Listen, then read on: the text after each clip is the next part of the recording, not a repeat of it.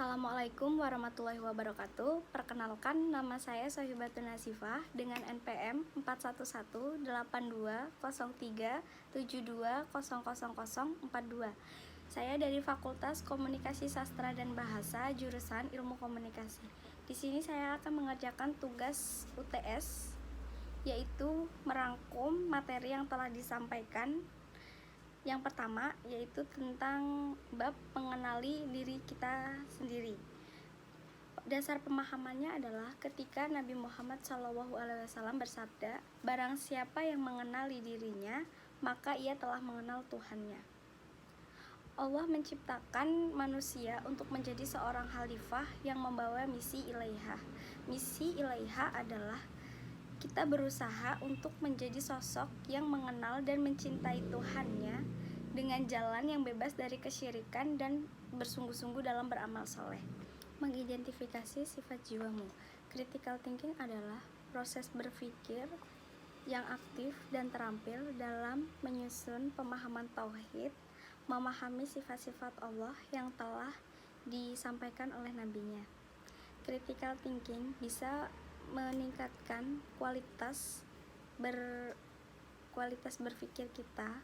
Setelah kualitas berpikir kita meningkat, itu juga akan meningkatkan kualitas iman kita. Salah satunya yaitu amal soleh dan perilaku. Dari beberapa cairan semen plasma akan terpilih salah satu, lalu akan dibuahi dalam rahim. Setelah itu menjadi segumpal darah, lalu menjadi segumpal daging. Pada fase ini Allah akan meniupkan ruh. Benih itu sudah mirip kecebong baru, lalu benih tersebut menjadi seorang janin, lalu menjadi manusia yang patuh kepada Allah. Kemudian sesudah itu kita akan benar-benar meninggal. Penyakit hati ada 7. Yang pertama, pada langit ke-7 amalan kita akan ditolak karena kita menjadi hamba yang sumah. Pada langit ke-6, amalan kita akan ditolak karena kita menjadi hamba yang tidak mempunyai rasa kasihan. Pada langit ke-5, amalan kita akan ditolak karena kita menjadi hamba yang hasud. Pada langit ke-4, amalan kita akan ditolak karena kita menjadi hamba yang ujub. Pada langit ke-3, amalan kita akan ditolak karena kita menjadi hamba yang sombong. Pada langit ke-2, amalan kita akan ditolak karena kita menjadi hamba yang terlalu mengharap kepada dunia. Pada langit ke-1, amalan kita akan ditolak karena kita selalu mengumpat. Obat penyakit hati ada 7. Yang pertama, kita bertobat nasuha, yaitu tobat yang bersungguh-sungguh dan berjanji tidak akan mengulanginya lagi. Lalu kita sabar dalam menjalani tobatan tersebut. Lalu kita bertawakal kepada Allah. Lalu kita ridho, kita bersyukur, ikhlas, dan kemudian kita akan mencapai puncaknya yaitu takwa. Dalam garis besarnya yaitu dalam kehidupan sehari-hari kita harus mengurangi atau menghilangkan perilaku buruk kita dengan cara mengisi hari-hari kita dengan mencari ilmu dan bimbingan agama, lalu menghiasi hari-hari kita dengan sifat-sifat kebaikan yang ilaihah yaitu takwa. Bab 2 yaitu tentang komunikasi hamba dengan Rabb-nya. Komunikasi adalah proses transfer pesan dari pihak satu ke pihak yang lain, di mana pesan yang disampaikan sama dengan pesan yang diterima. Komunikasi talbiyah artinya aku menyambut panggilannya dengan ucapan labbaik. Contohnya yaitu orang yang sedang melaksanakan ibadah umroh dan haji. Mereka sedang melakukan self communication dari hati dengan Allah. Komunikasi tauhid. Komunikasi tauhid memiliki 5 unsur. Yang pertama yaitu pemberi pesan, yaitu Allah Subhanahu wa Ta'ala memberikan pesannya kepada malaikat Jibril. Yang kedua yaitu pesannya berupa ajaran tauhid dan Al-Quran.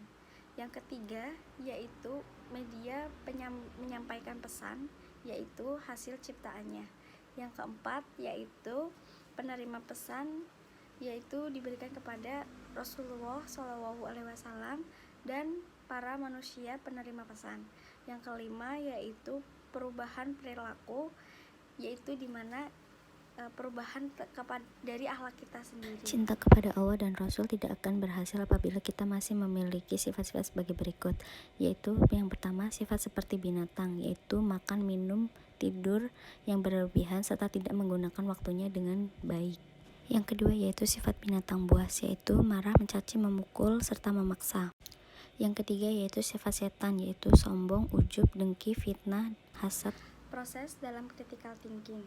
Yang pertama yaitu tafakur, yang kedua mengenali diri kita masing-masing, yang ketiga mengenal Robnya, yang keempat yaitu berkomunikasi dengan penciptanya dengan cara sholat, berzikir dan berdoa, dan melakukan ibadah lainnya. Tangkap dan pahami pesannya. Dasar-dasar tauhid ada 3, yaitu tauhid uluhiyah, tauhid rububiyah, dan tauhid sifatiyah. Tauhid uluhiyah adalah menjadikan Allah dalam segala bentuk peribadatan yang zahir maupun yang batin. Tauhid rububiyah yaitu mengesahkan Allah dalam 3 perkara, yaitu penciptaannya, kekuasaannya, dan peraturannya. Tauhid sifatiyah yaitu penetapan dan pengokohan atas nama-nama dan sifat-sifat Allah yang luhur berdasarkan petunjuk Allah dalam Al-Quran dan perilaku Rasulullah serta sunnahnya. Tauhid rububiyah terbagi menjadi 2 media, yaitu yang pertama media makrokosmos yang artinya asal mula terjadinya alam raya, dan yang kedua yaitu mikrokosmos, yaitu artinya terjadinya asal mula manusia. Mengurai dan melaksanakan pesannya bisa dilakukan dengan cara kita berkomunikasi secara visual dengan Allah melalui tauhid rububiyah, lalu kita akan menerima sifat-sifatnya atau mengetahui sifat-sifatnya. Dalam Al-Hajj ayat 63 disebutkan, apakah kamu tiada melihat bahwasannya Allah telah menurunkan air dari langit, lalu jadilah bumi yang hijau?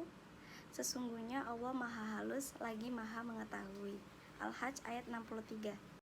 Bab 3 yaitu mengenai tesis Nabi Ibrahim.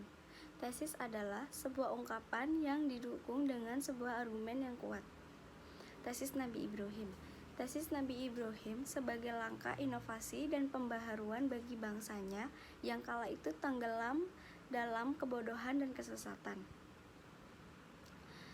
Karakter Nabi Ibrahim alaihissalam yang pemberani dan tegas dalam prinsip ideologi membuatnya berani untuk melawan arus ideologi bangsa pada zamannya. Karakter beliau yang kokoh merupakan hasil dari pengolahan akal dan pikiran yang pada akhirnya mendapat bimbingan dari Allah Subhanahu wa Ta'ala. Implikasi tesis tauhid. Pemahaman yang sejalan dengan tesis Nabi Ibrahim alaihissalam adalah tesis tauhid bagi umat Nabi Muhammad SAW, yakni bagaimana akal bisa berpikir melalui musyahadah kepada alam raya, kemudian dapat menyimpulkan siapa penciptanya. Resiko yang dihadapi, yaitu yang pertama, debat atau hujah bisa meruntuhkan keyakinan kita. Yang kedua yaitu teror dan dibakar, merupakan sebuah ancaman fisik dan keselamatan. Karakter Nabi Ibrahim yang pertama yaitu sebagai insan yang patuh kepada Allah, selalu menegakkan apa yang diperintahkan dan istiqomah dalam menegakkan ajaran tauhid. Selalu bersyukur kepada Allah atas segala nikmat yang diberikan oleh Allah, terutama adalah hidayah masuk ke dalam jalan yang lurus. Yang ketiga yaitu insan yang senantiasa membangun kebaikan di dunia dan mendapat kesolehan di akhirat.